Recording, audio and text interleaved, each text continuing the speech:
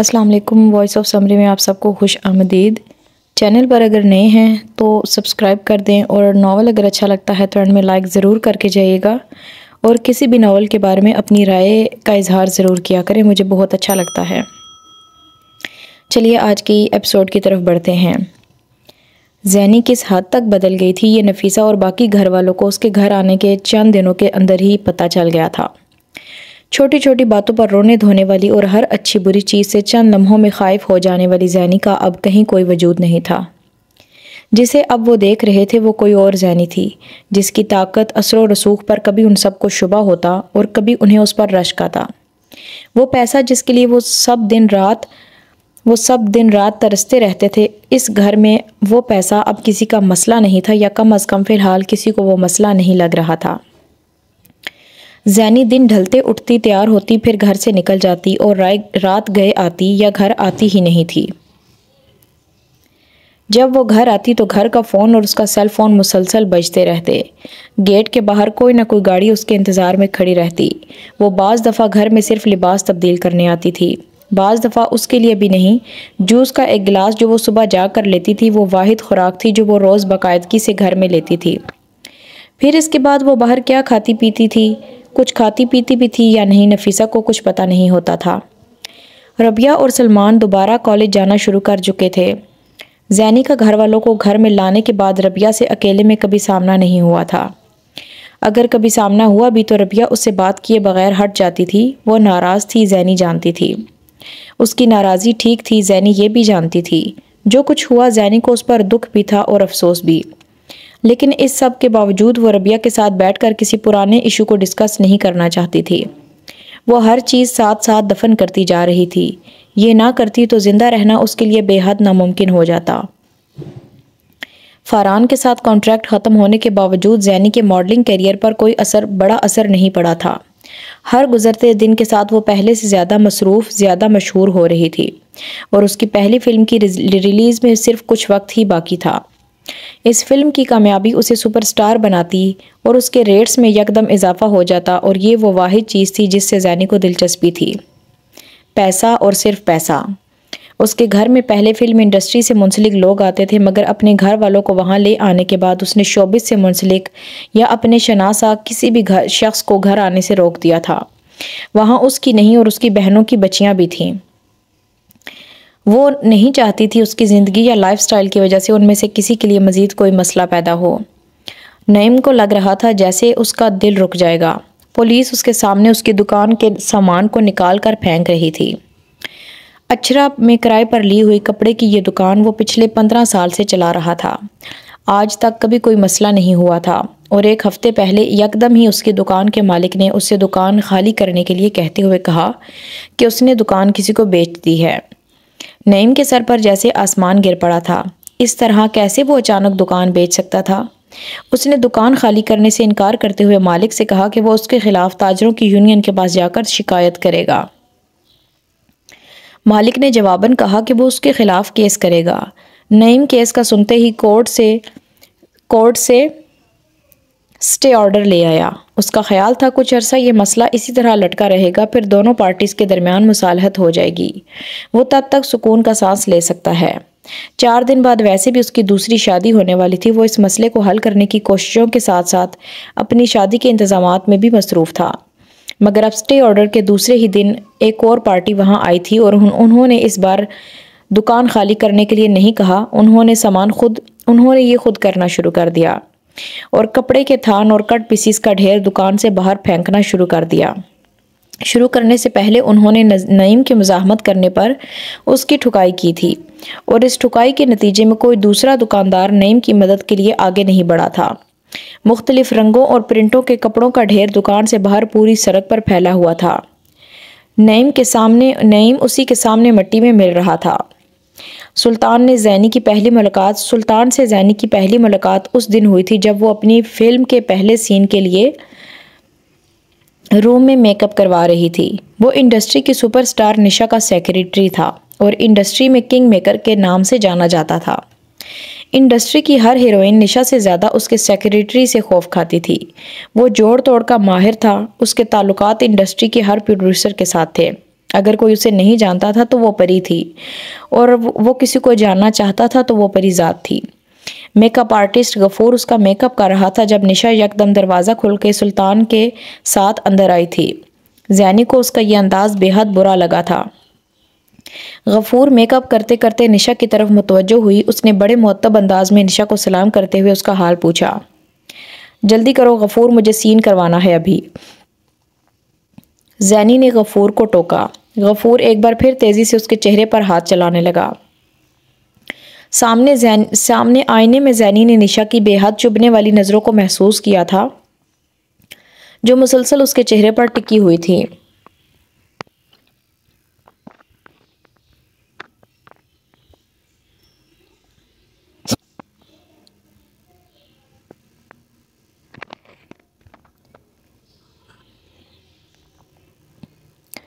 तुम्हें किसी ने यह नहीं सिखाया कि सीनियर्स की इज्जत कैसे की जाती है? निशा ने बिलाखिर बेहद रूडली अंदाज में कहा। अगर तुम्हें किसी ने यह नहीं सिखाया कि किसी के ड्रेसिंग रूम में कैसे आते हैं तो कोई मुझे कैसे सिखा सकता है कि किसी की इज्जत करनी है? जैनी ने सर्द मोहरी के साथ कहा। निशा ने बेहद तीखी और तंजिया मुस्कुराहट के साथ उससे कहा, मैंने सोचा पाशा साहब की नई हीरोइन का दीदार कर लूं। पता नहीं कितने दिन रहती है यहाँ। बड़ा शौक है पाशा साहब को नई हीरोइनों का।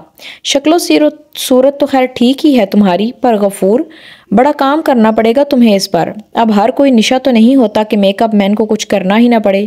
क्यों सुल्तान?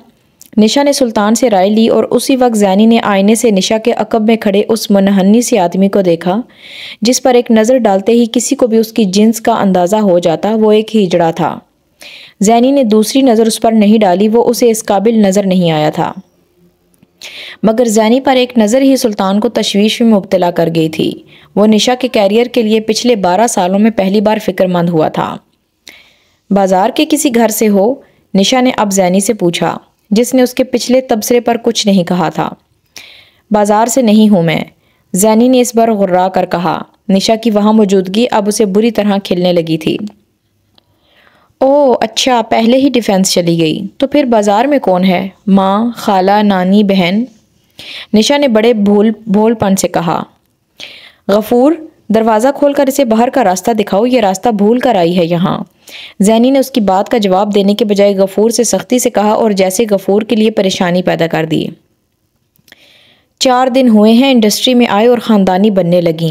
निशा ने 12 साल में तुम्हारे जैसी दर्जनों हीरोइनों को आते और जाते देखा है।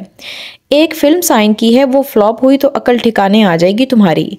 निशा ने दांत पीसते हुए कहा। पिछले हफ्ते इस साल के दौरान तुम्हारी 7वीं फिल्म रिलीज होकर फ्लॉप हुई, तुम्हारी अकल ठिकाने आ गई है क्या? जैनी ने बेहद ठंडे अंदाज में उससे कहा और जैसे उसे चाबुक दे मारा।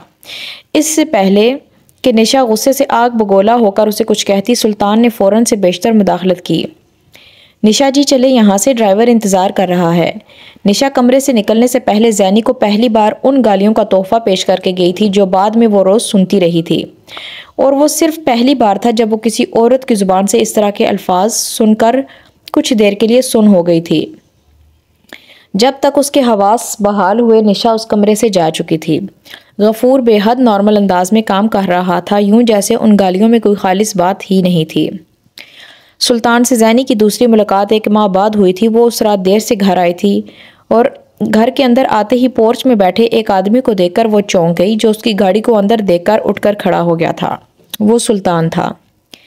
गाड़ी से उतरते ही जैनी ने उससे पूछा, तुम यहाँ इस वक्त किस लिए आए हो? उसे सवाल का जवाब नहीं मिला। सुल्तान हिचकियां लेते हुए फूट फूट कर रोने लगा था। तब पहली बार जैनी ने उसके फटे हुए कपड़े और उसके चेहरे पर जख्मों के निशान देखे। इसे अंदर ले जाओ, खाना खिलाओ, कपड़े तब्दील करवाओ, फिर बात करती हूँ इससे, जैनी ने अपने ड्राइवर से कहा और अंदर चली गई।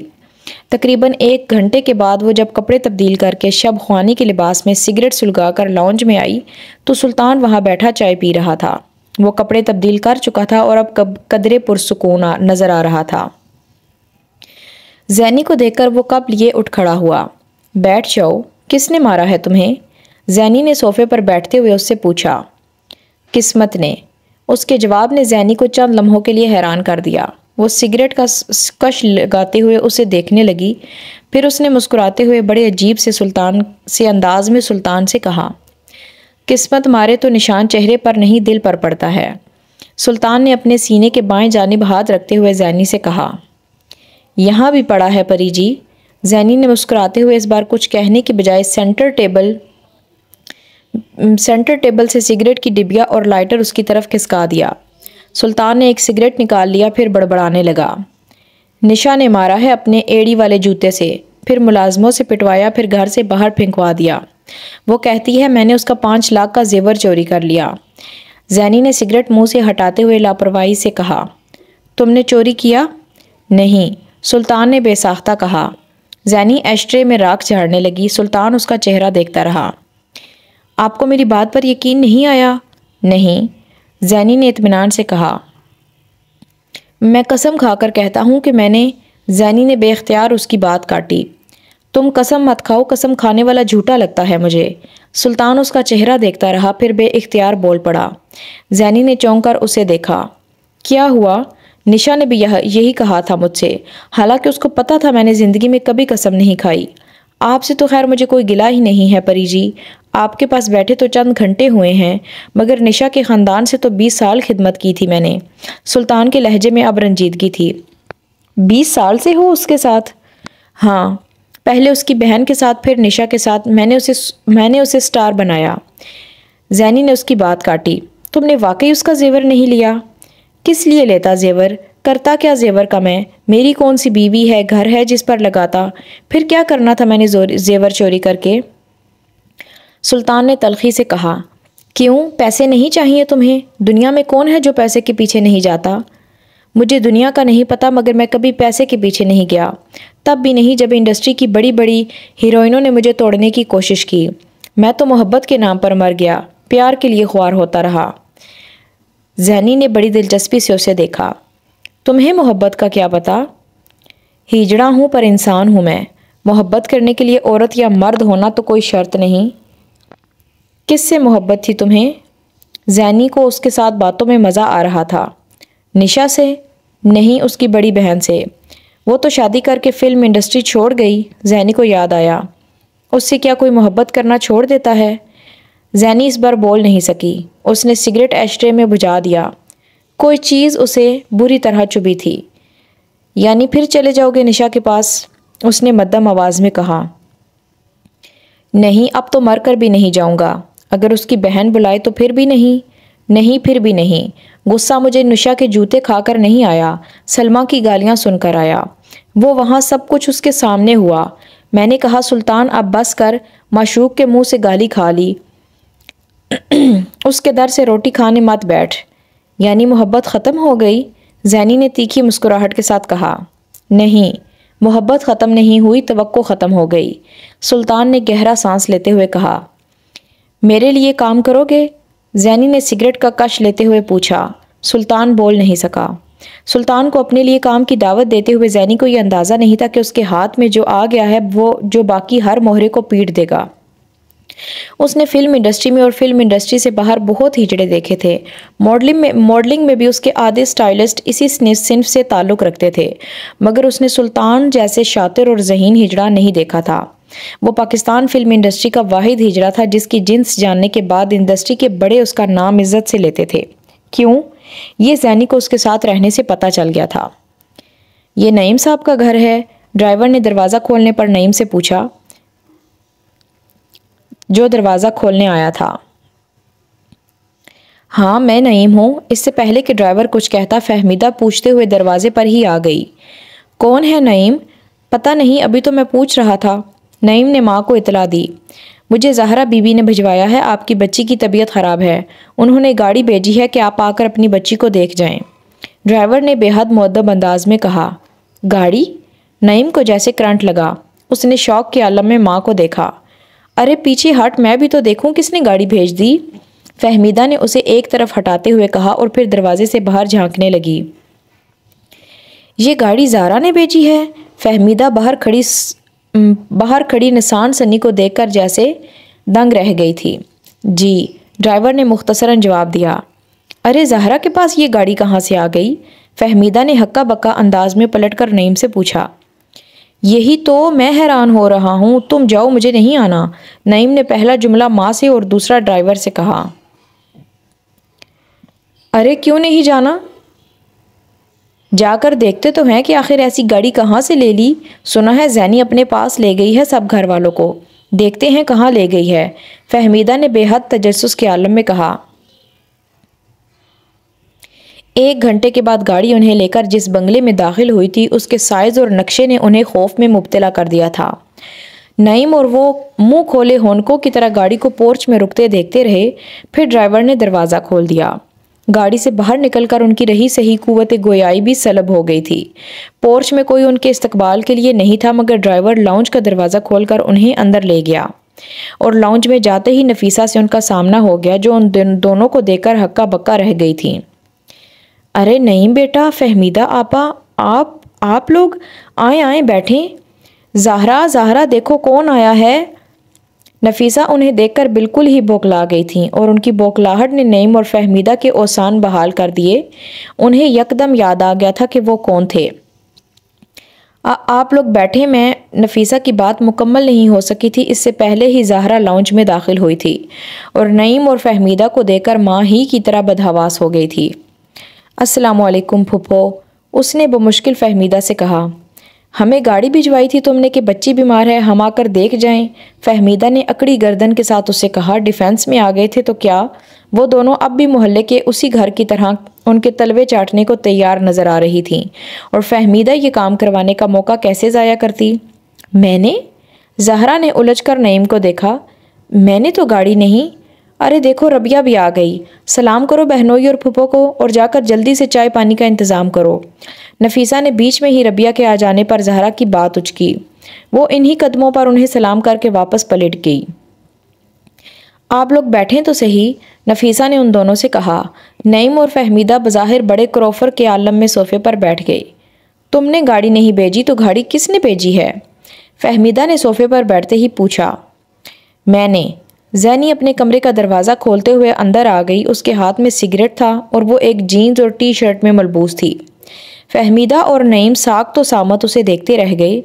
टीवी और अखबारों में उसे देखना और बात थी, मगर उसे अपनी नज़रों के सामने इस हुलिये में देखा। वो तो 24 घंटे दुपट्टा लपेटे रखने वाली जैनी से वाकिफ़ थीं। अब जो आकर बिल्कुल उनके सामने सोफे पर टांग रखकर सिगरेट के कश ले रही थी, उससे तो वो बिल्कुल ना वाकिफ़ थे। मैंने बुलाया था इन्हें, कुछ ज़रूरी बातें करनी थी इनसे, जैनी ने माँ से कहा। आप खड़ी क्यों हैं ज़ारा आपा, आराम से बैठ जाएं। जैनी ने ज़ारा से कहा, जो बिल्कुल हवास बाख्ता अंदाज में खड़ी थी। जैनी को एक लम्हे के लिए लगा आज भी उसके बाप के घर के सहन में खड़ी है, सूली पर लटकती, इंतज़ार करती कि वो उसे लेकर जाना चाहता है या नहीं। ज़ाहरा कुछ हिचकिचाते हुए एक सोफे पर बैठ गई, लेकिन ज़ाहरा की तरफ अब कोई मुतवज्जो नहीं था। नईम और फहमीदा जैनी पर नज़रें झुकाए हुए थे, बल्कि जैनी पर नहीं, उसके दाएं हाथ की 2 उंगलियों के दरमियान फंसे सिगरेट पर, जिसे वो बड़े इत्मीनान से पी रही थी। उनके मोहल्ले में तो कोई मर्द भी यूं बेधड़क सिगरेट नहीं पीता था जिस तरह वो पी रही थी। मुलाजिम एक ट्रे में जूस के 2 गिलास रख कर ले आया और उसने ट्रे फहमीदा के सामने की। हम पर तो इस घर का पानी तक हराम है। और फहमीदा ने हमेशा की तरह वही ववेला करना चाहा। जैनी ने उसकी बात काटकर मुलाजिम से कहा, 1 गिलास मुझे दे दो और दूसरा वापस ले जाओ। मुलाजिम ने एक लम्हा ज़ाया किए बगैर उसकी हिदायत पर अमल किया। फहमीदा और नईम ने एक दूसरे का मुंह देखा। पहले ऐसा नहीं होता था, मिन्नतें होती थी। उन्हें बेहद बुरा लगा। इतना ही बुरा नफीसा को लगा। वो वाकई जूस पिलाने के लिए मिन्नतों समाजित के सिलसिले का आगाज़ करने लगी थी, मगर जैनी ने उनके मंसूबे पर पानी फेर दिया था। एक हाथ में सिगरेट लेकर दूसरे हाथ में जूस के गिलास से 2 सिप लेने के बाद जैनी ने गिलास पास पड़ी मेज़ पर रख दिया। मैं अब इस मसले का हल चाहती थी और आप लोगों से मिले बगैर इस मसले का कोई हल नहीं निकल सकता था। जैनी ने बात का आगाज़ किया और फहमीदा ने उसे बात मुकम्मल नहीं करने दी। हल हम निकाल चुके हैं। मैंने अपने बेटे का रिश्ता कर दिया है। बस चंद दिनों में शादी करने वाले हैं हम लोग। उसकी बात पर नफीसा और ज़हरा की आंखों में आंसू आने लगे थे, मगर जैनी इसी तरह बेतासुर चेहरे के साथ बैठी जूस के सिप लेती रही। लड़की वालों ने मुझसे कहा है कि वो बड़ी धूमधाम से शादी करेंगे, घर भर देंगे जहेज से। मेरे बेटे पर जान छिड़कते हैं वो लोग। जैनी ने फहमीदा को मज़ीद बात नहीं करने दी। बहुत अच्छा करते हैं अगर वो ये करते हैं तो। जाहिर है अगर दामाद का कारोबार सिरे से हो ही ना, उसकी दुकान का सामान फेंकवा कर पुलिस ने उसे बंद करवा दिया हो, तो जहेज़ और ससुराल के जान छिड़कने की तो बहुत ज़रूरत पड़ती है। जैनी ने गिलास रखते हुए मजाक उड़ाने वाले अंदाज में कहा। नईम और फहमीदा बेइख्तियार एक दूसरे का चेहरा देखने लगे थे। वो ये सब कैसे जानती थी? ख़ानदान में से किसी ने उसे ये सब कुछ बताया होगा। उन्हें पहला ख्याल यही आया था, मगर ख़ानदान में से कौन बता सकता था? उन्होंने नईम की शादी वक्ती तौर पर आगे की थी, मगर हर एक से ये बात छुपाई थी कि उसे दुकान से बेदखल कर दिया गया था। नईम आजकल सिर्फ यही दौड़ धूप करने में मसरूफ़ था कि किसी तरह उसे वो दुकान या आसपास कोई और दुकान मिल जाती। शादी उसके जहन से मुकम्मल तौर पर गायब हो गई थी और अब वो सामने बैठी बड़े इत्मीनान से यूं ये किस्सा सुना रही थी जैसे ये सब कुछ उसके सामने हुआ था। तुमसे किसने कहा? नईम ने बेसाख्ता उससे पूछा। क्या फ़र्क पड़ता है कि किसने कहा? झूठ है ये सारा। पुलिस का क्या ताल्लुक है इस सारे मामले में? वो दुकान मेरे बेटे के पास है, वो तो शादी की तैयारियों की वजह से कुछ दिन के लिए बंद कर दी है। फहमीदा ने मुदाखलत की थी। अच्छा, मेरी दुकान है मगर मुझे पता ही नहीं कि मेरे बहनोई की दूसरी शादी की तैयारियों के लिए उसे बंद किया गया है। हैरत है। जैनी के जुमले पर नईम को जैसे करंट लगा था। वो दुकान तुमने खरीदी है? हाँ, जैनी ने बड़े इत्मीनान से कहा। मेरा सामान वहाँ से तुमने फेंकवाया? हाँ। तुमने जानबूझकर मुझे जलील करवाया? नईम अब भड़क उठा था। हाँ। जैनी के इत्मीनान में ज़रा बराबर फ़र्क नहीं आया था। अब सारी उम्र बहन को घर बिठाकर रखना क्योंकि मैं इसे तलाक दे दूंगा। नईम ने इस धमकी का इस्तेमाल किया जो हमेशा कारगर साबित हुई थी। अगर बात तलाक की है तो फिर ये काम अभी और इसी वक्त हो जाना चाहिए। कागज़ पेन लेकर आओ। जैनी ने चाय की ट्राली अंदर लाते हुए मुलाजिम से कहा। उसके साथ अंदर आती रबिया ने जैनी को बेहद मुलामत भरी नज़रों से देखा। चंद लम्हों के लिए नईम कुछ कह नहीं सका। यही हाल फहमीदा का हुआ था। जैनी इस कदर धड़ल्ले से तलाक का मुतालबा करेगी उसका उन्हें अंदाज़ा नहीं था। तलाक के नाम पर पहले जो खौफ और सरासीमगी ज़िया के ख़ानदान के हर फर्द के चेहरे पर नज़र आने लगती थी, अब वो यकदम गायब हो गई थी, या कम अज़ कम जैनी के चेहरे पर उन्हें नज़र नहीं आई थी। और ये बात जानने में नईम और फहमीदा को देर नहीं लगी कि वो ज़िया की बेटी थी मगर ज़िया नहीं थी। वो ज़िया के घर के सहन में बैठे होते तो ज़हरा को तलाक देकर ही उठते, मगर ये जैनी के 1.5 कनाल के घर का कमरा था। यहाँ इन्हें बात तोल कर करनी थी। तराजू पहले भी बराबर नहीं था, पलड़ा उनकी तरफ झुका हुआ था। तराजू अब भी बराबर नहीं था, पलड़ा जैनी की तरफ झुका हुआ था। तलाक होगी तो फिर नईम अपनी 3 बच्चियां ले जाएगा। फहमीदा ने एक और हरबा इस्तेमाल करने की कोशिश की। वो ज़हरा को आजमाना चाहते थे। 3 बच्चियों को साथ लेते आना। जैनी ने फहमीदा को बात मुकम्मल भी नहीं करने दी और ट्रॉली रखकर जाते हुए मुलाजिम से कहा, आप बड़ी खुशी से बच्चियां अपने साथ ले जा सकती हैं, ना लेकर जाएं तो तलाक के बाद हम खुद भिजवा देंगे। जैनी ने साबका अंदाज में कहा। हम सारी उम्र बच्चियों को माँ से मिलने नहीं देंगे। नईम ने एक और धमकी दी। ये और भी अच्छा होगा, वैसे भी तलाक के बाद ज़हरा आपा यहाँ घर थोड़ी बैठी रहेंगी, वो भी दूसरी शादी करके चली जाएंगी, उनके अपने बच्चे हो जाएंगे, सारी उम्र इन बच्चियों का शौक थोड़ी मनाएंगी वो। फहमीदा और नईम के चेहरे पर पहली बार हवाइयाँ उड़ने लगी थीं। चाय तो यकीनन आप लोग नहीं पियेंगे क्योंकि इस घर की हर शय हराम है आप पर। जैनी ने बड़े इत्मीनान से ट्रॉली खींचते हुए अपने लिए चाय बनानी शुरू की। उसकी पूरी तवज्जो उसी तरह चाय पर लगी हुई थी जैसे वो इसी एक काम के लिए इन सब के बीच बैठी हो। कमरे में उसके अलावा बैठा हुआ हर शख्स मुकम्मल तौर पर हक्का बक्का था। नफीसा, ज़हरा और रबिया को खौफ था कि नईम कहीं तलाक दे ही न दे, और नईम और फहमीदा की समझ में नहीं आ रहा था कि अब वो तलाक की धमकी कैसे वापस लें। तुम ये सब कुछ क्यों कर रही हो? नईम ने बिलाखिर जैसे थक कर कहा था। इस सवाल का जवाब मेरे पास नहीं, आपके पास है।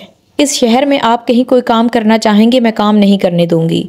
जो कुछ अब करवाया है वही फिर करवाऊंगी, और ये तब तक होता रहेगा जब तक मेरी बहन मेरे घर बैठी है। जैनी ने इस बार 2 टोक अंदाज में जैसे ऐलान किया था। तुम मुझे धमकी दे रही हो? नईम ने बेयकीनी से कहा। हाँ। चाय में चीनी डालते हुए उसका लहजा इतना ही ठंडा था। नफीसा, तुम कुछ बोलती नहीं? ये फहमीदा ने इस बार नफीसा को मुखातिब किया। अम्मी कुछ नहीं कहेंगी, जो कहूँगी मैं कहूँगी। कागज़ और पेन आ गया, तलाक लिख दें। जैनी ने मुलाजिम को अंदर आते हुए देखकर कहा। कमरे में बैठे हर शख्स की जान पर बन गई थी। मुलाजिम ने कागज़ पेन लाकर नईम के सामने रख दिया। जैनी केक का एक टुकड़ा काटकर अपनी प्लेट में रख रही थी। वो वाकई बहुत मज़ेदार था। ये उसका फेवरेट केक था, आलमंड केक। अगर क्रीम है तो थोड़ी क्रीम ला दो मैं केक पर डालूंगी, उसने मुलाजिम से कहा। मुलाजिम सर हिलाते हुए चला गया। आप लोग चाय पियेंगे, बना दूं? नफीसा ने जैनी से पूछा। उन्हें लगा उसका जहनी तवाज़ुन ख़राब हो गया है। नईम उनकी बेटी को तलाक देने वाला था और वो केक पर क्रीम डालकर खाते हुए उनसे चाय का पूछ रही थी, यूं जैसे वो कहीं स्टेज प्ले देखने बैठे थे। जैनी ने ट्रॉली के निचले हिस्से में कोई और चीज़ भी तलाशना शुरू की। बहुत अरसे के बाद उसे अपने घर में बैठकर इतनी भूख लग रही थी। मुलाजिम तब तक क्रीम ले आया था। जैनी ने क्रीम के 2 चमचे केक के स्लाइस पर डाले और मुलाजिम से सेल फ़ोन लाने के लिए कहा। बैग भी ले आना, मुझे ज़रा निकलना है, और ड्राइवर से कहना गाड़ी निकाल दे। बच्चियों का सामान पैक करवा देना। उसने मुलाजिम को आखिरी हिदायत दी और कांटे से केक का टुकड़ा मुंह में डालते हुए देखा। वो उसे ही देख रहा था। दोनों बहुत देर तक एक दूसरे की आंखों में आंखें डालते देखते रहे। जैनी की आंखों में कितनी बेखौफी, दिलेरी और उसके लिए तज़हीक थी, ये जानने के लिए नईम को बहुत देर नहीं लगी थी। जिस बिल्ली को दीवार के साथ लगा दिया गया था वो शेर पर झपट पड़ने के लिए तैयार थी। नईम ने आंखें चुरा लीं और माँ को देखा, फिर पेन और कागज़ एक तरफ करते हुए बेहद लड़खड़ाई हुई आवाज़ में कहा, कोई समझौता हो सकता है? जैनी केक का टुकड़ा मुंह में डालते डालते रुक गई। फिर उसने मुलाजिम से कहा, चाय सर्व करें इन लोगों में। अकबर और नसीम अपनी तीनों बेटियों के साथ अगला पूरा हफ्ता इस होटल में रहे और शिराज एक ऐसे किराए के घर की तलाश में जहां वो उन सबको रख सके और फिर किसी को बगैर शर्म के ये बता सके कि उसके माँ बाप उस इलाके में मुकीम थे। अगर वो अपना घर छोड़ते हुए अपने ख़ानदान और मोहल्ले के लोगों के सामने इतनी बड़ी बड़ी बातें करके ना आए होते तो शायद कुछ अरसे के लिए अपने घर वापस ही चले जाते। लेकिन अपना घर छोड़कर आते हुए वो जो कुछ कह आए थे उसके बाद वापस जाना जैसे कुएं में डूब मरने के मुतरादिफ था। इस इब्तदाई झटके के बाद वो अगले कुछ दिनों में नॉर्मल होते गए, ख़ास तौर पर जब शिराज ने उन्हें होटल से एक अच्छे इलाके में किराए के एक घर में मुंतकिल कर दिया। वो शीना के हाथों होने वाली इस बेइज्जती को तकरीबन मुकम्मल तौर पर ही भूल गए थे। जो भी था जैसा भी था, बहरहाल सईद नवाज का दामाद बनने ने शिराज ही की नहीं उन सब की किस्मत बदल दी थी, वरना वो इस जैसे किराए का घर भी कहाँ ले सकते थे। चंद दिनों के लिए उन्हें जैनी याद आई थी, मगर आसाइशात की बहुतात ने उसे उनके जहन से एक बार फिर फरामोश कर दिया। शिराज हर रोज़ शाम को ऑफिस से वापसी पर उनके पास आता और अक्सर रात का खाना वहीं खाकर जाता। वो चाहता तो रात भी वहीं गुजार सकता था, क्योंकि कम अज़ कम शीना के घर में उसके वजूद की ज़रूरत नहीं थी। शीना दोपहर में जागती और शाम के वक्त तैयार होकर बाहर निकल जाती। फिर उसकी वापसी रात के पिछले पहर होती थी। उस वक्त शिराज सती सावित्री बीवियों की तरह उसका इंतज़ार करते करते थक कर सो चुका होता। सिर्फ वीकेंड ऐसा होता था जब दिन के वक्त उनका आमना सामना होता था, और ऐसा जब भी होता शीना किसी न किसी बात पर उसकी बेइज्जती करने से ना चूकती। शिराज की सारी एहतियात, सारे लिहाज के बावजूद उसे कोई ना कोई वजह मिल ही जाती थी।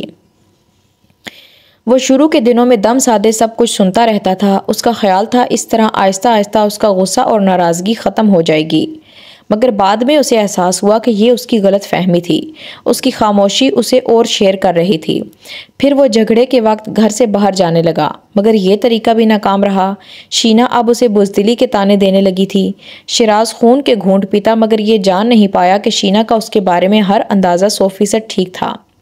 वो उम्र में इससे 1 साल छोटी से ही, मगर उस जैसे इंसान को समझने के लिए दरकार अक्ल और तज्जिए की बहरहाल उसके पास कोई कमी नहीं थी। वो घर में होती तो शिराज दबे पांव पूरे घर में उससे बचता फिरता, और जिस वक्त वो घर से बाहर निकल जाती शिराज की जैसे जान में जान आ जाती। मगर इस सारी बेइज्जती के बावजूद शिराज को ये ज़िंदगी पसंद थी। घर के अंदर उसके साथ चाहे जो भी हो रहा था, मगर सोसाइटी में उसकी क्लास और स्टेटस बदल चुका था। वो अब सईद नवाज का दामाद था और लोग उसे सईद नवाज के दामाद वाला प्रोटोकॉल ही दे रहे थे। वो अब एक मुख्तलिफ क्लास के लोगों के साथ उठता बैठता और चलता फिरता था। कोई उसकी अदम मौजूदगी में उसके बारे में जो चाहे कहता हो, बहरहाल उसके सामने हर एक उसकी इज्जत करता था।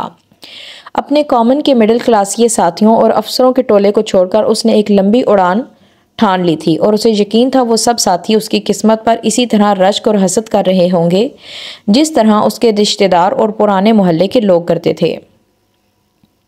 सईद नवाज के कहने पर वो धड़ाधड़ उन फाइल्स को साइन करने में जुट गया था जिन्हें साइन करने से मिलने वाला मुआवजा ऊपर और नीचे के मुख्तलिफ अफसरों और मुलाजमीन में तकसीम होने के बावजूद लाखों में हुकूमत पाकिस्तान उसे महीने के 26 दिन में हर रोज़ 8 घंटे का काम करने का मुआवजा चंद हज़ार रुपए की सूरत में देती थी और पाकिस्तान के चंद लोग सिर्फ चंद सेकंड्स में एक दस्तखत करने का मुआवजा लाखों की सूरत में देते।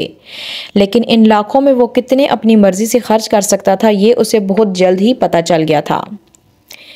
पहली फाइल को साइन करने का मुआवजा मिलते ही एक वीकेंड पर शीना ने उससे कहा था, मुझे कल शॉपिंग के लिए जाना है, आई नीड सम मनी। वो बहुत दिनों के बाद इकट्ठे खाना खा रहे थे।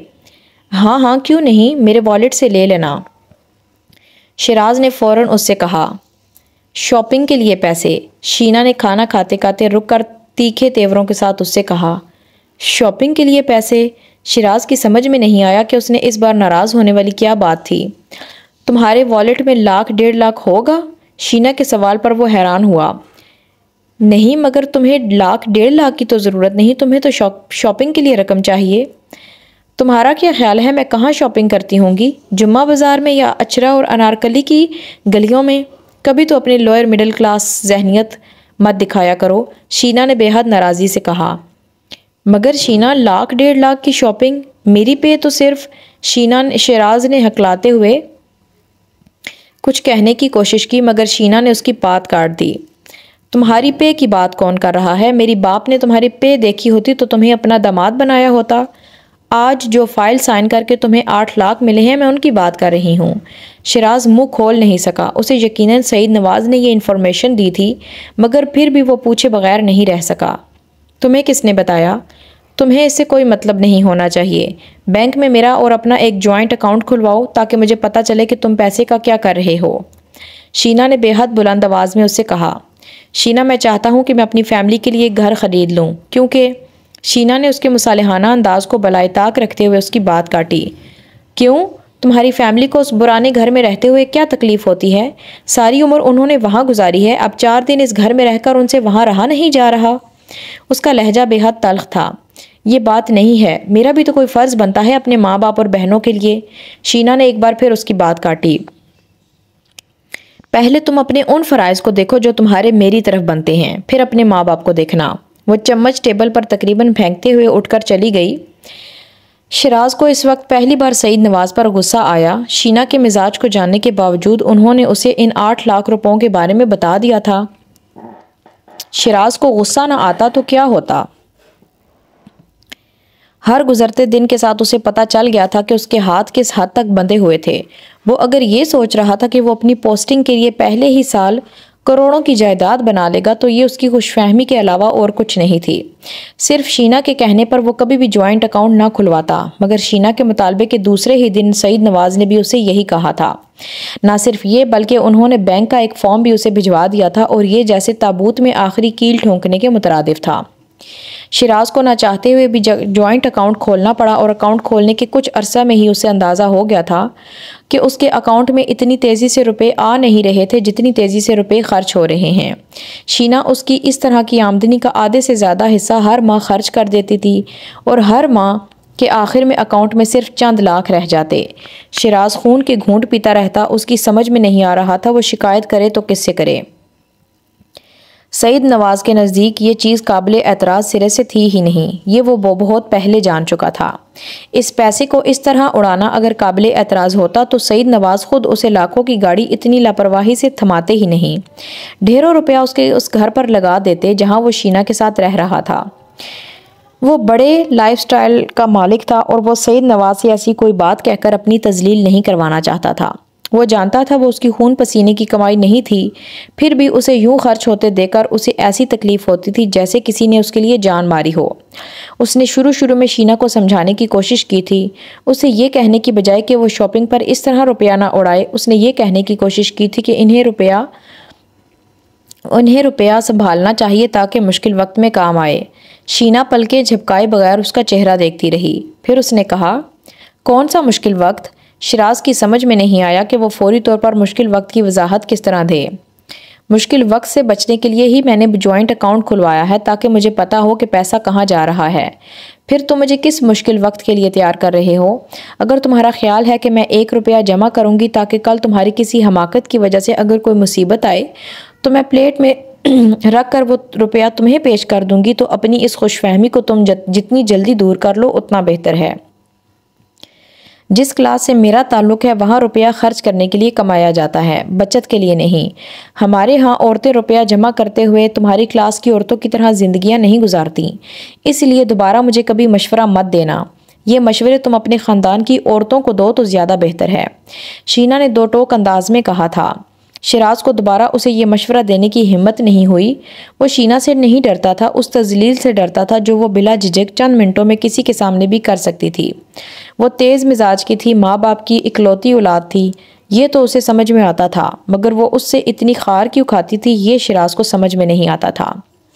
और उसे इतना नापसंद करने के बावजूद उसने उससे शादी क्यों कर ली थी ये भी उसकी समझ से बालातर था। सईद नवाज उस पर ज़बरदस्ती नहीं कर सकता था। उसने शादी से पहले और बाद में कभी भी सईद नवाज और शीना की मर्ज़ी के ख़िलाफ़ कोई काम करते नहीं देखा था। बाज़ दफ़ा तो वो उसे शीना के सामने अपने से ज़्यादा मजबूर और बेबस लगता, मगर फ़र्क सिर्फ ये था कि शीना बहरहाल बाप से मोहब्बत करती थी और उसका बेधड़क इजहार भी करती थी, और ख़ुद उसके लिए वो दिल में कैसे जज्बात रखती थी ये जानने के लिए शिराज को किसी नजूमी या ज्योतिषी की ज़रूरत नहीं थी। और फिर उसकी ये समझ में नहीं आता था कि इस सब के बाद भी आखिर शीना ने उससे शादी क्यों की थी। वो कई बार इस मामले को हल करने के लिए सर पटकता रहता और फिर जब नाकाम हो जाता तो उसे अपनी खुशकिस्मती के अलावा और कुछ न समझता। उस दिन जुबैदा अकबर और नसीम से मिलने आई थी और ये जानकर कुछ हैरान हुई थी कि शिराज और शीना उन सब से अलग रह रहे थे। मोहल्ले का घर छोड़ते हुए उन सब ने हर एक से यही कहा था कि वो शिराज के साथ उस नए घर में मुंतकिल हो रहे हैं, और अब उन्हें बेटे और बहू से अलग रहता देखकर अगर हैरानी हुई थी तो ये ऐसी हैरत की बात नहीं थी। अकबर और नसीम उन्हें वजाहतों पर वजाहतें देते रहे। उनमें से कितनी वजाहतें जुबैदा को मुतमईन कर सकी थी वो नहीं जानते थे। जुबैदा रबिया के साथ इमरान की मंगनी ख़त्म करने के बाद अब इमरान के लिए नुज़रत के रिश्ते की ख्वाहिशमंद थी, और अकबर और नसीम खुशी से फूले नहीं समा रहे थे। नसीम जो वक्तन फ़वक्तन जुबैदा को रबिया के साथ इमरान का रिश्ता ख़त्म करने के लिए उकसाती रही थी, उसके पसे पुश्त उनका यही इरादा कार फरमा था जो अब उनके सामने पूरा होता नज़र आ रहा था। मगर शिराज के सामने अकबर और नसीम ने इस शाम जैसे ही जुबैदा की आमद और इमरान के रिश्ते की बात की तो वो बुरी तरह हत्थे से उखड़ गया। अब एक प्लम्बर के साथ मैं अपनी बहन की शादी करूंगा और अपने ससुराल वालों और मिलने वालों को किस मुंह के साथ बताऊं कि किसके साथ रिश्तेदारी होने वाली है मेरी। मैंने कितनी मुश्किल से उस मोहल्ले और ख़ानदान से जान छुड़ाई है और आप लोगों को एक बार फिर वही सब कुछ खींचने लगा है। साफ साफ बता दे खाला जुबैदा को कि हमें उनके बेटे के साथ नुज़रत का रिश्ता नहीं करना, वो जहाँ चाहें रिश्ता करें। शिराज ने तमाम लिहाज बलाए ताक रखते हुए माँ बाप से कहा। अकबर और नसीम बेहद तशवीश के आलम में एक दूसरे का मुँह देखने लगे, मगर बेटा ख़ानदान में एक जुबैदा और उसका बेटा ही हैं जो कुछ बेहतर हैं। इकलौता बेटा है, जुबैदा का और है भी कुवैत में, घर बार भी अपना है। मेरी तो बरसों से ख्वाहिश थी कि नुज़रत की शादी इमरान से हो। ये जुबैदा के सर पर रबिया को बहू बनाने का भूत सवार हो गया था, वरना मैं तो इशारे कनाए में कई बार जुबैदा को नुज़रत के बारे में जताती रही हूँ। अभी भी मेरे कहने पर ही रबिया के साथ रिश्ता ख़त्म किया है उसने और नुज़रत के लिए हाथ मांगा है। नसीम ने शिराज को समझाने की कोशिश की। नहीं, अब वो इसलिए आपकी बेटी का रिश्ता मांग रहे हैं क्योंकि आपका बेटा अफसर है और आप उसके घर में बैठे हैं। मैं देखता अगर मैं अफसर ना होता तो जुबैदा खाला किस तरह नुज़रत के रिश्ते की बात करती। आप इनकार कर दें उन्हें। मुझे अपनी बहन को लाखों का जहेज़ देना है तो फिर मैं अपनी मर्ज़ी के ख़ानदान के लिए मुंतखब करूँगा। आप इस ख़ानदान को भूल जाएं। शिराज ने दो टोक अंदाज में कहा। लेकिन तुम्हारे बेटा तुम्हारे सामने कितने लोग नुज़रत को देख कर गए और फिर वापस नहीं आए। अब शिराज ने नसीम की बात काट दी। वो तब होता था जब हमारी जेब खाली थी अम्मी। अब कोई एक अफसर की बहन को रिजेक्ट करते हुए दोबारा सोचेगा। शिराज ने बेहद तनफ्फुर से कहा और वहाँ से उठ गया। उसने जो कुछ कहा गलत नहीं था। अगले 3 माह में सईद नवाज के तवस्सुत से एक बहुत अच्छी जगह पर निज़्ज़त का रिश्ता हो गया था। उसकी तालीम और वाजिबी शक्ल सूरत के बावजूद वो एक बिजनेसमैन फैमिली थी और अच्छे खासे खाते पीते लोग थे। अकबर और नसीम फूले नहीं समा रहे थे। उन्होंने कभी ख्वाब में भी नुज़रत के लिए ऐसे ख़ानदान में रिश्ता नहीं सोचा था, वरना ज़ुबैदा को इनकार करने के बाद वो दोनों ही अंदर अच्छे खासे मुतफ़िक्र थे और परेशानी में मुख्तलिफ लोगों से इन बातों को सुनकर इजाफा हो रहा था जो ख़ानदान के लोग उनके बारे में कर रहे थे। ज़ुबैदा को ख़ास तौर पर उन पर बहुत गुस्सा था। शिराज की शादी जितनी खामोशी और सादगी से हुई थी, नुज़रत की शादी उतनी ही धूमधाम से हुई थी और इस धूमधाम का सेहरा बिलाशुबा शिराज के सर ही था। उसने नुज़रत की शादी पर दोनों हाथों से पैसा खर्च किया था। ज़िंदगी में पहली दफ़ा ये पूरा ख़ानदान कल की फ़िक्र किए बगैर पैसा खर्च कर रहा था और कुछ इसलिए भी क्योंकि ये धूमधाम नुज़रत के ससुराल वालों की डिमांड भी थी। अगरचे उन लोगों ने बाकायदा तौर पर शिराज या अकबर और नसीम से कोई मुतालबा नहीं किया था कि उन्हें नुज़रत के घर वालों से किस किस्म के जहेज़ की तवक्को थी, मगर शिराज ने उनकी हर तवक्को पूरी की थी। शादी के इंतज़ामात पर खर्च होने वाली रकम का एक बड़ा हिस्सा सईद नवाज़ ने दिया था। शिराज की शादी की तरह नुज़रत की शादी पर भी अकबर और नसीम ने अपने ख़ानदान के किसी फ़र्द को मद्दू किया ही नहीं था, ना ख़ानदान के अफराद को, ना ही मोहल्ले में अपने शनासा घरों के अफराद को। ये सब शिराज के कहने पर हुआ था। शादी की तकरीब में सिर्फ शिराज के मिलने वाले अफराद थे और ये सब वो लोग थे जिनसे अकबर और नसीम वाकिफ़ भी नहीं थे, मगर उनमें से किसी को इस बात पर कोई शर्मसारी नहीं थी कि वो सब अपने ख़ानदान से कट गए थे। वो सब इस बात पर मुतमईन थे कि बिल आखिर उस माजी और उस ख़ानदान को छुपाने में कामयाब हो गए थे जो इन सब के लिए शर्मिंदगी का बायस था। शीना नुज़रत की शादी पर शिराज और उसके घर वालों की मिन्नतों और उस इसरार के बावजूद शामिल नहीं हुई थी, और सिर्फ यही नहीं, उसने शादी के बाद भी नुज़रत के शोहर या ससुराल को घास नहीं डाली थी। यहाँ तक कि तब भी नहीं जब शिराज ने अपने घर पर नुज़रत और उसके शोहर को खाने पर बुलाया था। शिराज के लिए इतना ही काफ़ी था कि शीना ने उन दोनों को अपने घर खाने के लिए बुलाने पर एतराज़ नहीं किया था। नुज़रत के शोहर और ससुराल वालों को अगर मुंह मांगा जहेज़ न मिला होता और शिराज एक CSP ऑफिसर न होता तो शीना की ये बेएतनाई और ये रवैया नुज़रत को खासा महंगा पड़ता। मगर फ़िलहाल उसके ससुराल वाले उसकी जी हुजूरी में लगे हुए थे और शीना की वजह से शिराज और नुज़रत को महसूस होने वाली खफत को मुकम्मल तौर पर नज़रअंदाज किए हुए थे। तकरीबन 6 माह बाद शिराज बिलाखिर अपने माँ बाप के लिए एक घर खरीदने में कामयाब हो गया था। घर की ख़रीदारी के लिए एक बार फिर उसने सईद नवाज़ के सामने झोली फैलाई थी और सईद नवाज़ ने हमेशा की तरह उसे इस बार भी इस खाली हाथ नहीं भेजा था। अगरचे वो घर शिराज की हस्बे ख्वाहिश किसी पोश इलाके में नहीं ख़रीदा गया था, लेकिन फिर भी वो अच्छे इलाकों में से एक था और इस घर में मुंतकिल होते ही अकबर और नसीम ने एक बार फिर अपने ख़ानदान के कुछ करीबी लोगों और चंद पुराने मोहल्लेदारों से मेल जोल दोबारा शुरू कर दिया था। वो जब से इस मोहल्ले को छोड़कर आए थे उनकी ज़िंदगी बेहद अजीब और बेरंग हो गई थी। घर में अब एक आध मुलाजिम के होने की वजह से घर का काम ना होने के बराबर था। अकबर और नसीम सारा दिन टीवी देखते या अपनी बेटियों से बातें करते, जो शुरू में तो उन्हीं की तरह इस घर में आकर खुशी से फूली ना समाती थीं, लेकिन फिर आहिस्ता आहिस्ता बुलाई फिरती थीं। आसपास के घरों में रहने वाले लोगों से रब्ता ना होने के मुतरादिफ था। इनमें और आसपास रहने वाले लोगों की क्लास और मिजाज में बहुत ज़्यादा फ़र्क था। वहाँ ज़्यादातर वर्किंग क्लास के घर थे, जहाँ घरों में पैसे की अफरात ना सही मगर तालीम की अफरात थी, और घर के तकरीबन यही अफराद तो सभी अफराद तो जॉब्स करते थे या फिर तालीम हासिल कर रहे थे। सिर्फ उनका ही घर ऐसा था जहाँ तीन लड़कियाँ घर में बैठ गई थीं। नुज़रत की शादी के बाद ये तादाद 2 रह गई थी और घर तब्दील हो गया था, मगर इलाका एक बार फिर वही था और इस इलाके में अकबर और नसीम के लिए अपनी उम्र के अफराद को तलाश करना इतना मुश्किल नहीं था जितना उसी तरह के अफराद को ढूंढना। उनके मोहल्ले में शिराज एक ही अफसर था और वो वाहिद अफसर के वालिदैन।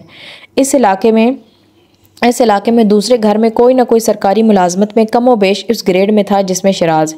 इसलिए कोई भी अपने बेटे के तारुफ में भी किसी खासी और गैर मामूली जोश और रश का इजहार नहीं करता था। जिस एजाज़ ने उनके कद में इजाफा किया था वो एजाज़ इस इलाके में कई लोगों के पास नहीं था। कई लोगों के पास मौजूद था। सब एक बार फिर खुद को बोना महसूस करने लगे थे और इस हालत में एक बार फिर ये ज़रूरी हो गया था कि वो ऐसे लोगों से मिलते जिन्हें मिलकर उन्हें उसकी जहनी कैफियत से निजात मिलती। इस मेल जोल के बारे में शिराज को पता नहीं था, अगर पता होता तो वो हंगामा बर्पा कर देता। अकबर ने बड़ी होशियारी से उससे ये बात छुपाए हुए था कि वो एक बार फिर उस मोहल्ले में जाने लगे हैं। वहाँ के लोग उनके घर में वक्तन फ़वक्तन आने भी लगे हैं। अकबर और नसीम अगर ख़ानदान के लोगों से दोबारा राब्ते बढ़ाने में मशगूल थे तो दूसरी तरफ शिराज अपर क्लास में कदम जमाने में। जिन चीज़ों को उसने सबसे पहले छोड़ा था उनमें से एक ज़ुबान थी। वो सारी ज़िंदगी पंजाबी बोलता रहा था और अब अगर भूले से भी पंजाबी का कोई लफ्ज़ उसकी ज़ुबान पे आ जाता तो उसे जैसे करंट लगता। शीना और सईद नवाज़ और उनके रिश्तेदार और दोस्त अहबाब आपस में अंग्रेज़ी में बात करते थे। वो लोग उर्दू भी बोलते तो अंग्रेज़ी नुमा उर्दू होती। खुद शिराज के ऑफिस में भी यही ज़ुबान बोली जाती थी। सिविल सर्विसेज अकेडमी और उसका डिपार्टमेंट इस ज़ुबान के मामले में इससे इतना मोहतात नहीं कर सका था जितना शीना और उसके ससुराल वालों ने किया था। वो इंग्लिश रवानी से बोल सकता था मगर उस तरह की और उस लहजे में नहीं जो वो शीना और अपने ससुराल वालों से सुनता था। वो उन जैसा बनने के लिए सर धड़ की बाजी लगाए हुए था। वो परिंदा था जिसने दूसरे परिंदों के परों के खूबसूरत रंगों को देखकर उन जैसा बनाने के लिए अपने परों को मसनूई परों में डुबोना शुरू कर दिया था, मसनूई पानी में डुबोना शुरू कर दिया था, मसनूई रंगों में डुबोना शुरू कर दिया था और हर बार पानी पड़ने पर उसका सारा रंग दूसरे परिंदों के सामने उतर जाता। वो कोई सबक हासिल करने या शर्मिंदा होने के बजाय एक बार फिर अपने जिस्म को रंगने में मसरूफ़ हो जाता। वो अब उन क्लब्स और जगहों पर जाता जहां पहले जाने के वो सिर्फ ख्वाब देखता था। सईद नवाज़ के लेबल ने जैसे उसे अपर क्लास के सोशल सर्कल्स में वाइल्ड कार्ड एंट्री दे दी थी। शीना की सारी बदतमीजियों और तजलील के बावजूद शिराज को शीना जैसी बीवी का शोहर होने पर फ़ख्र था। उसका एतमाद, लिबास और शख्सियत ने जैसे शिराज के अंदर सारे कम्प्लेक्स को ख़त्म करके रख दिया था। उसका लिबास जितना भी काबिल एतराज़ होता, शिराज को वो हमेशा स्टाइलिश लगता था क्योंकि वो इस सोशल सर्कल को स्टाइलिश लगता था जिसमें वो रहते थे। शीना बहुत कम ही उसके साथ किसी पार्टी में जाती थी। शिराज ज़्यादातर सईद नवाज़ के साथ ही पार्टीज़ में जाया करता था, मगर जिस पार्टी में शीना उसके साथ जाती उसमें शिराज को वाकई ये लगता कि उसके कदो कामत में इजाफा हो गया था। उसे लगता ऐसी हर पार्टी में हर कोई शीना के शोहर को देखना और उससे मिलना चाहता था। शिराज को अजीब सा गुरूर होता था। वो लाहौर की सबसे ज़्यादा स्टाइलिश और मॉडर्न लड़कियों में से एक का शोहर था, मगर वो ज़्यादा देर तक अपने आप को ये फ़रेब भी नहीं दे सका था। शादी के छठे माह एक सपहर वो किसी काम से घर से निकला था जब पोर्च में एक गाड़ी से उतरते एक बेहद हैंडसम लड़का उसे देखकर मुस्कुराया और फिर उस बच्चे को गाड़ी से उतारने लगा जो हाथ में एक खिलौना पकड़े हुए था। शिराज ने बेहद हैरानी और उलझे हुए अंदाज में उस लड़के को देखा। वो कौन था? शीना का कोई दोस्त? क्योंकि जितने इत्मीनान से वो शिराज को मुकम्मल तौर पर नज़रअंदाज किए गाड़ी से उतरा था, उस अंदाज में कोई और तो उतर नहीं सकता था। जी, मैंने आपको पहचाना नहीं। शिराज ने बेहद शाइस्ता अंदाज में उस लड़के को मुतवज्जो किया। वो चौंक कर उसकी तरफ पलटा, फिर बेहद शानदार और बाहलाक अंदाज में आगे बढ़कर शिराज से हाथ मिलाते हुए कहा, सॉरी, मैं अपना तारुफ करवाना तो भूल ही गया। मैं सुहेल हूँ। सुहेल कौन? मैंने अभी भी नहीं पहचाना। शिराज ने कदरे मुआज़रत ख्वाहाना अंदाज में उससे कहा। वो अपने जहन पर जोर देते हुए सुहेल नामी किसी कज़न को बरामद करने की कोशिश कर रहा था। आपने इसलिए नहीं पहचाना क्योंकि हम दोनों कभी मिले ही नहीं, उस लड़के ने मुस्कुराते हुए कहा। हाँ, इसीलिए। शिराज इस बार मुस्कुराया। मैं शीना का एक्स हस्बैंड हूँ, उस लड़के ने इसी खुशगवार अंदाज में मुस्कुराते हुए कहा। किसी ने शिराज के सर पर जैसे बम दे मारा था। शिराज को कुछ देर के लिए लगा जैसे उसे सुनने में कुछ गलती हुई थी। वो होनको की तरह उसका चेहरा देख रहा था। फिर उसने अपनी गलत फहमी दूर करने के लिए गिलास साफ किया और पूछा, आपने क्या कहा? मैं शीना का एक्स हस्बैंड हूँ, सुहेल। सुहेल ने उसी फराटे से कहा, लेकिन इस बार वो कदरे मुहतात लहजे में बोला। शायद उसे अंदाज़ा हो गया था कि शिराज को उसके मोहल्ले वकूक़ के बारे में कुछ पता नहीं है। शिराज के सर में इस बार सही मानों में आंधियाँ चलने लगी थीं। उसने सुहेल से नज़रें हटाकर उसके साथ खड़े उस छोटे से बच्चे को देखा जो उस पर नज़रें जमाए हुए था। उसने इस सूरत हाल में इस क्लास के हर मुमकिन रद्द अमल के बारे में सोचने की कोशिश की जिससे उसका ताल्लुक़ था। साबका शोहर और मौजूदा शोहर का आमना सामना हुआ। उसे एहसास हुआ कि उसके मोहल्ले, उसके इलाके और उसके तबके में ये सूरत हाल पेश आना मुमकिन ही नहीं था। कोई शोहर कभी भी अपनी साबका बीवी के घर जा ही नहीं सकता था। मगर सवाल ये नहीं था कि वो वहाँ क्यों आया था, सवाल ये था कि वो था ही क्यों।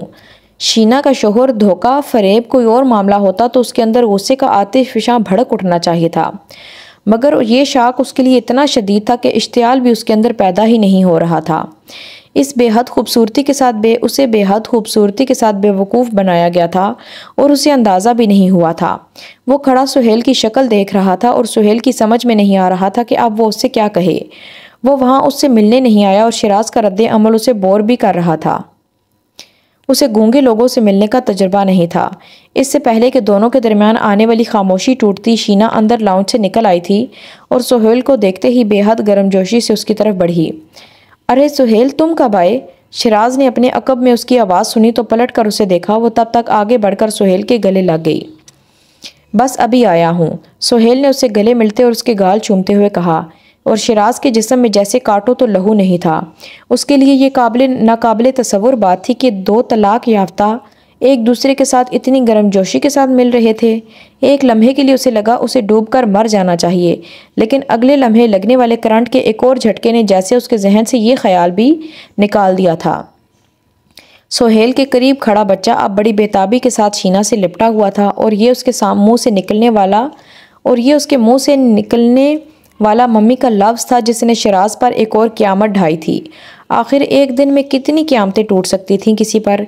शीना अब इस बच्चे को चूमने और उससे बातें करने में मसरूफ़ थी और सुहेल हंसते हुए शीना और उस बच्चे को देख रहा था। एक लम्हे के लिए शिराज को लगा वो तीनों अब भी फैमिली थे, सिर्फ एक वो था जो वहाँ गैर अहम था। तुम अभी तक यहाँ क्यों खड़े हो? अंदर आओ ना। शीना को जैसे यकदम ख्याल आया और फिर वो सुहेल का बाजू थामे और उस बच्चे को दूसरे हाथ से उंगली पकड़े वो अंदर चली गई। उसने शिराज की तरफ देखने की जहमत भी नहीं की थी और शिराज को अगर उसके झूठ पर कोई निदामत शर्मिंदगी के खुल जाने के बाद वाले तासुरात देखने की मोहम सी भी उम्मीद थी तो वो उम्मीद कायम नहीं रह सकी थी। वो तीनों अब घर के अंदर वाले हिस्से में गायब हो चुके थे। सिर्फ वही था जो वहीं खड़ा था। शीना ने उससे शादी क्यों हुई थी, ये राज अब राज नहीं रहा था। शिराज चंद मिनटों के अंदर अंदर आसमान से ज़मीन पर आ पड़ा था। साबका शोहर, एक 2 साला बच्चा, और क्या था शीना के माजी में? वो आतिश फिशां जो उसके अंदर फटना था, फट रहा था। सादगी से शादी क्यों ज़रूरी थी? ताकि उसकी आंखों में धूल झोंकी जा सके। और जवाद ये सब कुछ क्यों कर रहा था? ये सब कुछ जानते हुए भी शिराज के लिए चारा तैयार कर रहा था और वो बेहद आराम से उसमें फंस गया था। उसे सईद नवाज पर गुस्सा आ रहा था, शदीद गुस्सा। वहाँ गुस्से में उबलते वो कितनी देर बेमकसद खड़ा रहा उसे अंदाज़ा नहीं हुआ। वो ये भूल चुका था कि उसे कहीं जाना था। सुहेल जल्दी ही बाहर निकल आया था। शीना बातें करते हुए उसके साथ थी और वो बच्चा शीना के साथ। अच्छा शिराज, सी यू, सुहेल ने बाहर निकलते हुए शिराज से कहा और उसकी तरफ हाथ बढ़ाया। शिराज ने इस बार उसका हाथ नहीं पकड़ा। वो सुर्ख आंखों के साथ उसे खा जाने वाले अंदाज में देखता रहा। उसे बिलाखिर याद आ गया था कि उसकी क्लास ऐसी सूरत हाल में किस तरह रिएक्ट करती थी। सुहेल चंद लम्हे इंतज़ार करता रहा, फिर वो शीना से पहले की तरह गले मिला, अपने बच्चे से मिला और गाड़ी में बैठकर चला गया। शीना वहीं खड़ी बड़ी मोहब्बत के आलम में उसे जाता देखती रही। गाड़ी के गेट से निकलते ही वो शिराज की तरफ मुड़ी और उसने बेहद तलखी से चिल्लाते हुए कहा, किसी को किस तरह सी ऑफ करना है कम अज़ कम ये तो सीख लो तुम। ये तुम्हारा साबका शोहर था? शिराज ने उसकी बात का जवाब देने के बजाय उससे पूछा। तुम मुझे बता रहे हो या मुझसे पूछ रहे हो? शीना ने बेहद दबंग अंदाज में उससे कहा। मैं तुमसे पूछ रहा हूँ, शिराज ने बेहद गुस्से से कहा। हाँ, जवाब मिल गया। और ये तुम्हारा बच्चा है? शिराज ने उसके साथ खड़े बच्चे की तरफ उंगली से इशारा करते हुए कहा। मेरे साथ खड़ा है तो मेरा ही बच्चा होगा, तुम्हारा तो नहीं, वो इसी दो बदू अंदाज में बोली। और ये तुम्हारी दूसरी शादी है? मैं सिर्फ पहली शादी को शादी मानती हूँ। जो रिश्ता तुम्हारे साथ है वो मजाक है।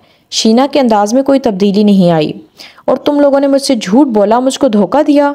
शिराज इस पर बेख्तियार चिल्लाया। ये तुम जाकर पापा से पूछो, मुझ पर चिल्लाने की ज़रूरत नहीं है। मैंने कभी ख्वाहिश नहीं की थी तुमसे शादी की। तुम्हें ज़बरदस्ती मेरे सर पर थोपा उन्होंने, क्योंकि तुम मेरे इश्क में मर रहे थे। शीना ने उससे ज़्यादा बुलंद आवाज़ में कहा। तुम्हारे इश्क में? तुम्हारे बाप ने मुझसे कहा था कि तुम मेरे इश्क में पागल हो रही हो। शिराज भी उसी अंदाज में चिल्लाया। चंद लम्हों के लिए वो वाकई भूल गया था कि शीना से ये सारी बातें करना उसे कितना महंगा पड़ सकता है। इश्क में पागल? शक्ल देखी है तुमने अपनी? सारी दुनिया को छोड़कर मैं तुम्हारे पीछे ख्वार होंगी। वो हलक के बल चिल्लाई और फिर अपने बच्चे को लेकर अंदर चली गई। शिराज को बहुत अरसे के बाद आज उस पर गुस्सा आया था। उसे यकीन नहीं आया था कि ये सब कुछ उसके साथ हो रहा था। इतना बड़ा धोखा। घर के अंदर जाकर शीना से मजीद लड़ने के बजाय वो वहीं से सीधा सईद नवाज के घर चला आया। इत्तेफाक ही था कि सईद नवाज इस वक्त उसे घर पर मिल गए थे। उन्होंने हमेशा की तरह बड़े पुरतपाक के साथ उसका इस्तकबाल किया, मगर शिराज के तेवरों ने उन्हें कुछ हैरान किया था। मगर उनकी यह हैरानी ज़्यादा देर तक कायम नहीं रही। शिराज ने छूटते ही उन्हें सुहेल की आमद की इत्तला दी। उसका ख्याल था सुहेल और बच्चे का नाम सुनते ही सईद नवाज का रंग उड़ जाएगा और वो बेहद नादिम होंगे, मगर उसका यह अंदाज़ा बिल्कुल गलत साबित हुआ था। सुहेल और शीना के बच्चे के नाम पर सईद नवाज के चेहरे पर किसी किस्म के तासुरात नहीं आए थे। शर्मिंदगी या निदामत तो दूसरी बात थी। वो बड़े आराम से यूं उसे देखते रहे जैसे कोई बड़ा किसी बच्चे को देखता है। शिराज के इश्तियाल में कुछ और इजाफा हुआ था। इतना बड़ा धोखा आप लोगों ने मेरे साथ किया, उसने गुस्से से बेकाबू होते हुए कहा। इतना चिल्लाने की ज़रूरत नहीं है, पहली शादी छुपाई है, कोई गुनाह नहीं किया। सईद नवाज ने बेहद सर्द लहजे में उसकी बात काटते हुए उससे कहा, आप लोगों ने मुझे सुहेल और शीना के बच्चे के बारे में भी अंधेरे में रखा। तुमने हमें अपनी मंगनी के बारे में बताया था कुछ? शिराज सईद नवाज के सवाल पर चंद लम्हों के लिए बोल नहीं सका। यानी उन्हें उसकी मंगनी के बारे में इल्म था और वो सोचता रहा वो उन्हें बेखबर रखने में कामयाब रहा था। मंगनी और शादी में बहुत फ़र्क होता है, उसने बिलाखिर संभल कर कहा। उसकी आवाज़ खुद ब खुद ही आहिस्ता हो गई थी। होता होगा, मगर धोखे में कोई फ़र्क नहीं होता, सईद ने उसी अंदाज में कहा। मुझसे पूछे मेरे दिल पर क्या गुजर रही है उसके शोहर और बच्चे को देखकर। एक बच्चे की माँ से शादी कर ली मैंने। शिराज को एक बार फिर गुस्सा आने लगा और इस बार उसके जुमले ने सईद नवाज को आपे से बाहर कर दिया। वो एक बच्चे की माँ सईद नवाज की इकलौती बेटी है, और सईद नवाज कौन है तुम अच्छी तरह जानते हो। और तुम क्या हो? तुम क्या है तुम्हारा बाप? एक मीटर रीडर का जूनियर अफसर बेटा जो सईद नवाज का दामाद बनते तनहा के चंद हज़ारों रुपयों को गिन गिन कर ज़िंदगी गुजार रहा होता। तुमने कभी ख्वाब में भी नहीं सोचा होगा कि हमारे जैसे ख़ानदान के साथ ताल्लुक़ होगा तुम्हारा, लेकिन मुझे अंदाज़ा नहीं था कि तुम इस कदर एहसान फरामोश निकलोगे। और इसी वक्त मेरी बेटी को तलाक दे दो और फिर देखो मैं तुम्हारा क्या हशर करता हूँ। 2 दिन में तुम्हें टर्मिनेट ना करवाया तो मेरा नाम सईद नवाज नहीं, मगर इससे पहले तुम्हें वो सारी रकम और चीज़ें वापस करना पड़ेंगी जो शादी से पहले और बाद में तुम मुझसे लेते रहे हो। मुझे अपना एक एक पैसा वापस चाहिए। शिराज 2 मिनटों में आसमान से ज़मीन पर वापस आ गया था। वो ज़ैनी का ख़ानदान नहीं था, वो शीना का ख़ानदान था। वो उनसे सवाल नहीं कर सकता था, उन्हें कटहरे में खड़ा नहीं कर सकता था। वो उसकी क्लास के नहीं थे जो दामाद नाम की शय से खौफजदा होते। शिराज बे इख्तियार पछताया। उसे इस वक्त सईद नवाज के घर नहीं आना चाहिए था, और अगर आ भी गया था तो उनसे ये सारी बातें नहीं करनी चाहिए थी। लेकिन अब कुछ नहीं हो सकता था, तीर कमान से निकल चुका था। सईद नवाज इन धमकियों के बगैर भी अगर शिराज को तलाक का ऑप्शन देते तो इसी तरह हक्का बक्का होता जिस तरह अब हुआ था। वो शीना को तलाक दे देता तो खुद कहाँ जाता। पापा, मैंने तलाक की बात तो कभी नहीं की। मैं तो सिर्फ ये कह रहा था कि अगर आप लोग मुझे पहले बता देते तो कोई मिसअंडरस्टैंडिंग ना होती। चंद लम्हों की खामोशी के बाद उसने गला खंकार कर कहते हुए बिल्कुल बदले हुए लहजे में कहा। वो एक बार फिर पहले वाला शिराज था। हम लोगों ने इसे इतना अहम समझा नहीं, इसलिए तुम्हें नहीं बताया, और फिर हमें अंदाज़ा ही नहीं था तुम इतनी छोटी छोटी बातों पर इस तरह रिएक्ट करोगे। सईद नवाज की आवाज़ भी यकदम धीमी हो गई थी। आई एम सॉरी, मैं कुछ जज्बात में आकर उल्टी सीधी बातें कर गया। शिराज ने बेहद मुआज़रत की। कोई बात नहीं, मगर आइंदा के लिए मोहतात रहना। शीना को पहले ही तुमसे बहुत शिकायतें हैं, सिर्फ मेरी वजह से वो अभी तक तुम्हारे साथ है।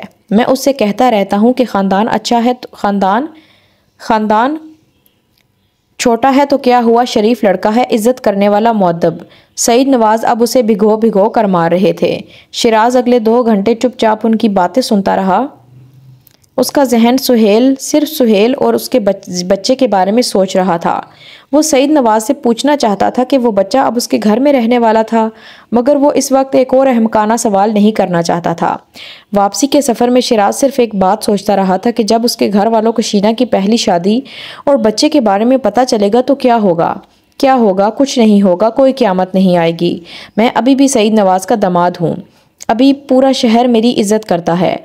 वो अपनी गिरती हुई इज्जत नफ्स को रस्सियों से बांधकर खड़ा करने की कोशिश कर रहा था, लेकिन उसे अभी भी समझ में नहीं आया था कि उसके साथ हुआ क्या था। उसका दिल चाह रहा था कि वो शीना को जाकर अपने हाथों से शूट कर दे। उसने एक बार भी उसे शीना के माजी के बारे में नहीं बताया था। कैसी लगी है आपको एपिसोड ज़रूर बताना, कमेंट ज़रूर करना। यहाँ तक आए हो तो प्लीज़ लाइक करना, और अगर चैनल को सब्सक्राइब नहीं किया तो सब्सक्राइब कर देना। नेक्स्ट एपिसोड में आपसे दोबारा मुलाकात होगी, तब तक के लिए अल्लाह हाफिज़।